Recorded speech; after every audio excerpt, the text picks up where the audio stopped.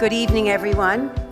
Believe it or not, this is a first for me, because never do I have the opportunity or the honor of speaking about David Koschitzky, who, contrary to popular belief, is not my son by birth.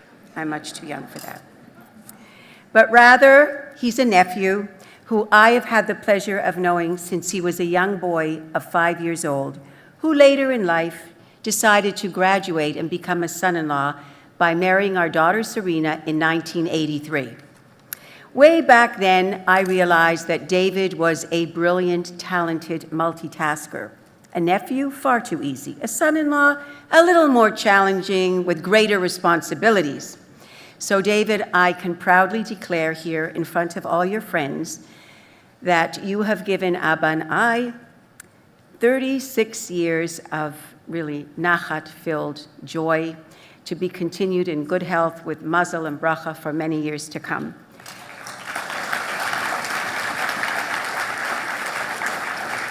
That clarification about relationships was made by popular demand. My role this evening is not to tell you what you already know, what is widely known about David. Namely, as we heard, is extraordinary commitment and dedication to the Keren Hayesod family, how he traveled the globe to visit every continent, community, country, to deliver a spot-on Keren Hayesod message to reach out to donors and leaders alike. Nor do I have to repeat what Greg said just a minute ago. The ultimate test of a true leader is one who can glance over their shoulder to see if there are followers. David, you can feel proud that you have many followers, and the fact that you can hand over the gavel to someone as special as Stephen Lowy is to your credit, so mazel tov. So, I am here really to shed light on the other myriad of ways that David shines and how he spends the other part of his waking hours outside of the Keren Hayesod family. Many times, his parents, Mira and Saul, and my husband and I, are simply in awe when counting the multiple roles that David can navigate and traverse within a single day. As the CEO of the North American family roofing business, you can imagine David is always up in the air, earning the title of life member of the 3 Million Travel Miles Club. Over the years, our community of Toronto and our country, Canada, have also been the beneficiaries of David's extraordinary leadership skills at the very highest levels. All the while, he has never, ever neglected his study of Torah on a daily basis. We do not know how or where he finds the time to prepare illuminating insights into the Tanakh, which he can share at any given moment with our congregation at home. For example, just prior to Passover, he delivered 2 consecutive lectures based on the evolution of how the Passover Seder has evolved from the time of the Second Temple to the present. But his intellectual rigor never, ever comes at the expense of leaning in and lending a helping hand in need to friends and family who are in fragile times.